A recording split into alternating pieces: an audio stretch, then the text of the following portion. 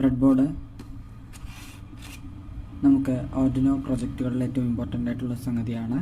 ഇവിടെ നമ്മൾ ശ്രദ്ധിച്ചു കഴിഞ്ഞാൽ രണ്ട് രീതിയിലാണ് കണക്ഷൻസ് പോകുന്നത് എന്നുള്ളത് അറിയാം.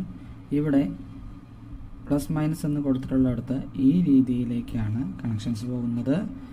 എന്നാൽ നടുക്ക് ഭാഗത്ത് 5 കണക്ഷൻ ഒരുമിച്ച് വരികയും നടുവിലൊരു വിടവ് വരികയും വീണ്ടും അടുത്ത 5 എണ്ണം കണക്ഷൻസ് ഒരുമിച്ച് പോകുന്ന രീതിയിലാണ് പോകുന്നത്. അതായത് ഇവിടെ ഈ 5 എണ്ണത്തിലേക്ക് കോമൺ കണക്ഷനാണ്.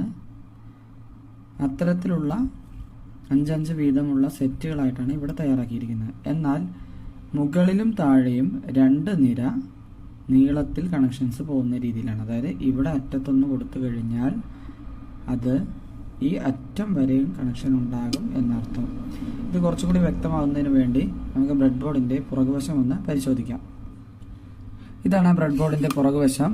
അതിൻ്റെ പുറകിലെ പ്രൊട്ടക്റ്റീവ് ഷീറ്റ് ഒന്ന് നമ്മൾ മാറ്റിക്കഴിഞ്ഞാൽ ഇതിൻ്റെ കണക്ഷൻസ് പോകുന്നത് കുറച്ചുകൂടി വ്യക്തമായിട്ട് കാണാൻ കഴിയും. ഇവിടെ കണ്ടിന്യൂസ് ആയിട്ട് കണക്ഷൻസ് പോകുന്നത് നിങ്ങൾക്ക് കാണാം. ഇവിടെ വെച്ച് അത് ജോയിൻ ചെയ്യുന്നുണ്ട്. എന്നാൽ ഇവിടെ ഓരോ ക്ലിപ്പുകളായിട്ട് 5 ഹോൾസിലേക്ക് എന്നുള്ള രീതിയിലാണ്. ഇവിടെ നോക്കിക്കഴിഞ്ഞാൽ അറിയാം 5 ഹോൾസ് ഇവിടെ കാണുന്നുണ്ട്. അതിനെ കണക്ട് ചെയ്തുകൊണ്ട് ഈ ഒരു രീതിയിലുള്ള ക്ലിപ്പ് അതിലേക്ക് ഇറക്കി വെക്കുകയാണ് ചെയ്യുന്നത്. നമുക്കതൊന്ന് ഇറക്കി വയ്ക്കാം.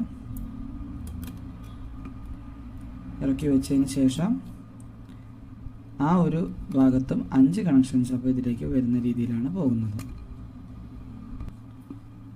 ശ്രദ്ധിക്കുക, ഈ പ്രൊട്ടക്റ്റീവ് ഷീറ്റ് നിങ്ങൾക്ക് വ്യക്തമാകുന്നതിന് വേണ്ടി മാത്രമാണ് അഴിച്ചെടുത്തിരിക്കുന്നത്. അതോടുകൂടി തന്നെയാണ് നമ്മളിത് ഉപയോഗിക്കേണ്ടത്. അല്ലെങ്കിൽ ബ്രെഡ് ബോർഡ് കംപ്ലൈൻറ്റ് ആവാനുള്ള സാധ്യത കൂടുതലാണ്.